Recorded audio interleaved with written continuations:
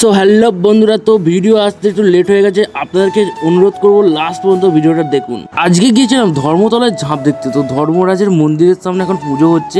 সন্ন্যাসীরা আস্তে আস্তে বক্স বাজতে বাজাতে নাচতে নাচতে আসছে আমাদের ধর্মতলায়। চলো একটু সন্ন্যাসীদের নাচ দেখা যায়।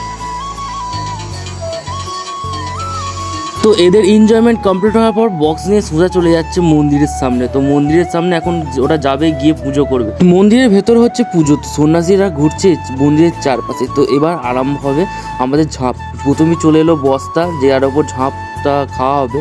তো বস্তা নিয়ে রেডি। বন্ধুরা, মন্দিরে পুজো কমপ্লিট করে বাউন ঠাকুর এখন উঠে পড়ছে ভাড়ার ওপর, এবার খাওয়াবে ঝাঁপ। তো প্রথমে যে ঝাঁপটা খাবে সেটা হচ্ছে আমাদের মূল সন্ন্যাসী, যে প্রথমে সন্ন্যাসীটা গ্রহণ করে।